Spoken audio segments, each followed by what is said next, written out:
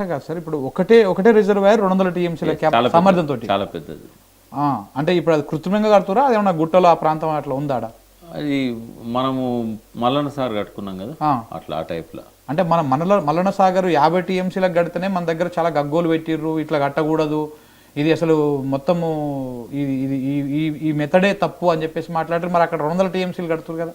ఇప్పుడు ఈ 10 ఏళ్ళు ఉన్నాయి కదా, తెలంగాణ 4 కోట్ల జనంలో ఇంతమంది కూడా లేరు నీళ్ళని అర్థం చేసుకునేటోళ్ళు, ఇంక్లూడింగ్ మీ యాంకర్లు, తర్వాత కోదండరాం లాంటి ఉద్యమ సారథులు, ప్రొఫెసర్ నాగేశ్వర్ లాంటి విశ్లేషకులు, వీళ్ళందరూ ఎవరు కూడా ఈ 10 ఏళ్ళకు రారు, రారు అంటే అంతమంది లేరు.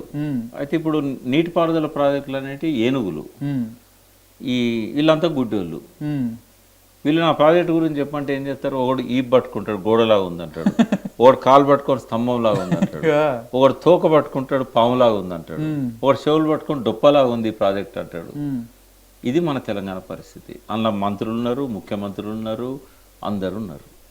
ఒకటి సార్, ఇప్పుడు వీళ్ళు పోలవరం నుంచి బనకచెర్ల తీసుకుపోవడానికి 200 టీఎంసీల సామర్థ్యంతో ఒక పెద్ద 40,000 క్యూసెక్లు అంటే పర్ డే దాదాపు వాళ్ళు 40,000 అఫీషియల్ గా పెడుతుండ్రంటే 60,000 టీఎంసీ అంటే అటు ఇటుగా 6 టీఎంసీలు ఎత్తుకపోతారు రోజు. అంటే దాని లైనింగ్ కూడా చేస్తారు ఇంకెక్కువ అంటే 200 టీఎంసీ 5-6 టీఎంసీలు రోజు తీసుకెళ్తారు. 200 టీఎంసీల కెపాసిటీ తోటి పెద్ద రిజర్వాయర్ కడుతున్నారు, కృత్రిమ రిజర్వాయర్. మళ్ళీ దాంతో పాటు బనకచెర్ల తీసుకుపోతారు. ఇక్కడ ఇదంతా గ్రావిటీ ద్వారానే పోతుందా, పోలవరం నుంచి లిఫ్ట్లు ఏమన్నా వాడతారు?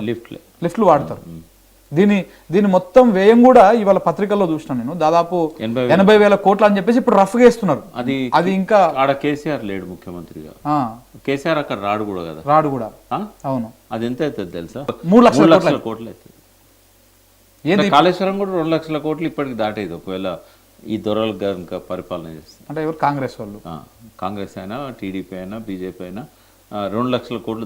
ఇవాళ నేను పత్రికల్లో చూసింది, ఇతర మాధ్యమాల్లో చూసింది, 80,000 కోట్లతోటి జీబీ లింక్, అదే గోదావరి బనకచెర్ల లింకుని పూర్తి చేయాలి అనేది ఒక ప్రాథమికంగా అనుకుంటున్నారు. దాంట్లో 50% ఏపీ ప్రభుత్వం, 50% కేంద్ర ప్రభుత్వం తోటి సహకారంతో చేయాలని అంటున్నారు. మొత్తం కూడా కేంద్ర ప్రభుత్వం చేయమంటే కూడా చేస్తుంది, ఎందుకంటే వీళ్ళ సపోర్ట్ లేదు, అక్కడ గవర్నమెంట్ ఉండదు కదా. ఓకే, కాబట్టి ఇదివరకు మనం అడుగుతేనేమో నేషనల్ ప్రాజెక్ట్ స్కీమ్స్ ఏం లేవు, డ్యామ్ లేదు, అదే లేదు, పోలవరం ఇచ్చిళ్ళు, ఇప్పుడు దీనికి కూడా ఇస్తారు, ఎందుకంటే గవర్నమెంట్. అంటే నాకు క్వశ్చన్ ఇక్కడ ఒకటే సార్, స్ట్రైట్ గా, ఇప్పుడు మనము లిఫ్ట్ చేసుకొని ఒక 200 టీఎంసీలు 270 టీఎంసీలు ఎత్తిపోసుకుందామంటేనేమో మన కరెంటు బిల్లు ప్రాబ్లం వస్తుంది అంటున్నారు, రిజర్వాయర్లు అంత పెద్దది ఎందుకు అంటున్నారు, మల్లన్న సాగర్ అంత పెద్దది కట్టడం వల్ల అది రేపన్నాడు భూకంపాలు వస్తాయి, లీనమెంట్లు వస్తాయి, ఇంకేదో వస్తాయి అని చెప్పేసి ఇట్లా చర్చ చేసిరు.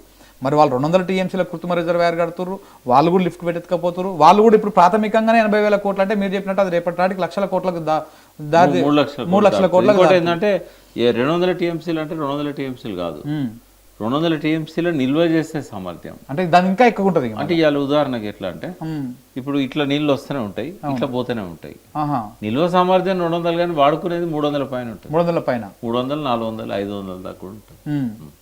వచ్చినట్టు ఇప్పుడు ఈ లెక్క ప్రకారం మీరు చెప్తుంటే ఆల్మోస్ట్ ఒక 25% గోదావరిని ఎత్తుకపోతున్నట్టు అనిపిస్తుంది. నేనేమంటున్నాబ్బా, వాళ్ళు తీసుకుపోని, కానీ ముందు వాళ్ళకు ఒక అవకాశం ఉంది, మోడీ దగ్గర వాళ్ళది నడుస్తుంది కాబట్టి 2 పనులు చేస్తే మనకు అభ్యంతరం లేదు. ఆ సంగతి నేను చెప్తలేను.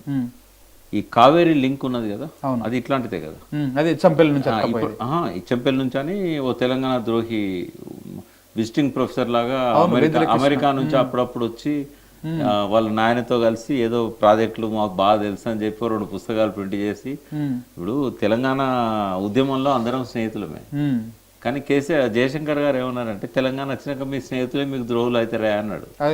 వాళ్ళతోనే మీరు అంటే ఎట్లయిపోయిందంటే, ఈ ద్రోహుల ముఖం కూడా నాకు ద్రోహబుద్ధి అవుతలేదు.